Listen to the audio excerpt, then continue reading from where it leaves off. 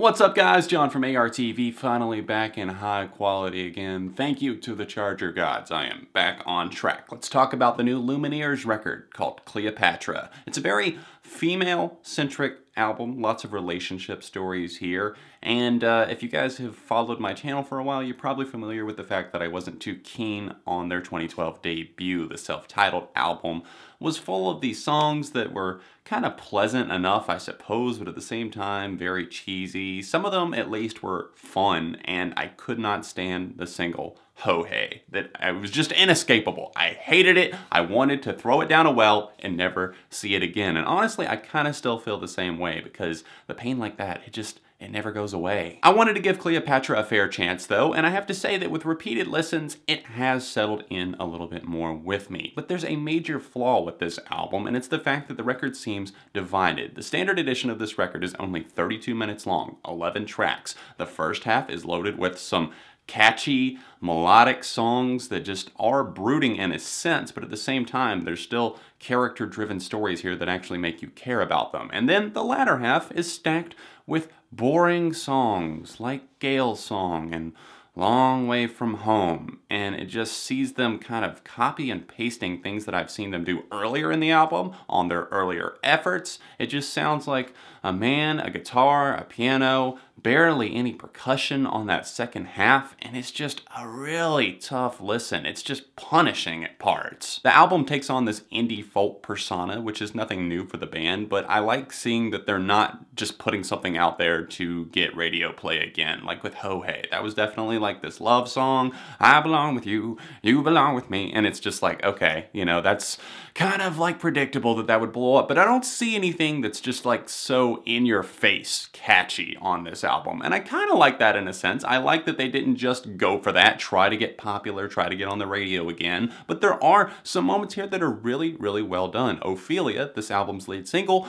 grew on me big time. Did not like it at first, but I'm loving these little piano swells that are in there and just how choppy the vocals are.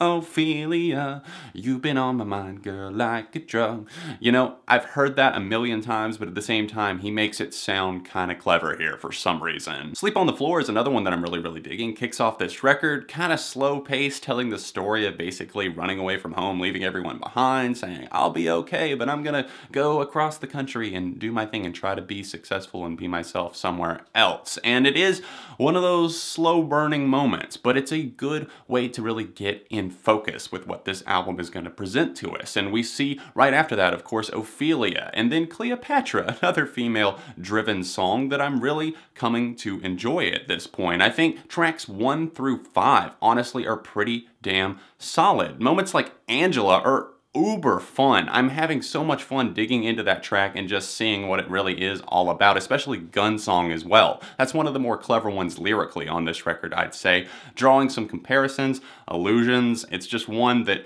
I think that he's trying to be his own person on that track. He's basically saying, you know, I have never owned a single gun, I've never done a single thing in a relationship that I really am super proud of. I feel like I'm not my own person yet. I still draw these comparisons to my father, so I still have to make a name for myself, and I think that's what made Gun Song so damn interesting to me. But then we get to track 6, In Your Light, and we just see that nosedive just kind of start barreling towards the ground. Riot Hadlock, obviously producing for this band, once again produced their entire 2012 debut, and I think that that's showing why they didn't really take that many risks, I don't think, at all. In fact, this feels like a very limited and basic record in a sense. I would like to see more chemistry between these musicians. I don't see enough bass lines working their way in. There's a few here and there, but you can barely pick up on them. The drums, where they do come in, it's just very light and airy most of the time, and it just makes some of these songs feel so dull. Like, where's the action? Not that I'm really looking for action in a Lumineers record, it just would have been nice if it was a little bit more well-rounded overall. The absolute low point of this record for me is Sick in the Head. It just feels like he's sitting in a corner, writing to his diary, being really bitter and complaining, these almost whispered vocals, a muted guitar line that's coming through barely at all. It's just so fickle, it doesn't exactly know what it wants to do.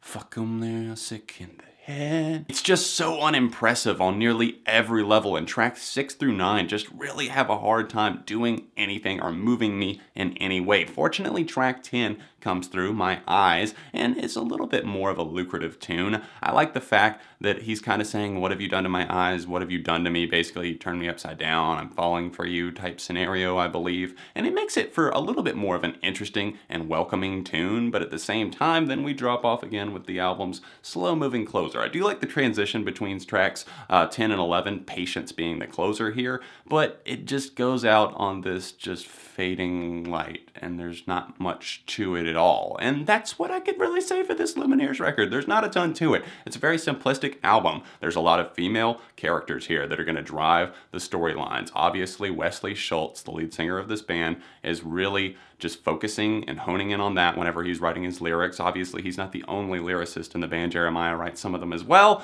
but I just don't feel like this album moves forward in too many ways. Tracks 1 through 5, interesting enough. Some of them I will come back to, I'm sure, but overall for me, I can't award this thing any more than a 3 out of 5, and that's being generous, I think. If you've heard Cleopatra, the new album from the Lumineers, let me know your thoughts on it in the comment section down below. Don't forget to smash the like button while you're here. Subscribe to the channel because friends don't let friends go unsubscribed. You can click directly below me if you'd like to check out the last review that I did or another album that you might like. Thanks for watching, and I will see you guys very soon right here on ARTV.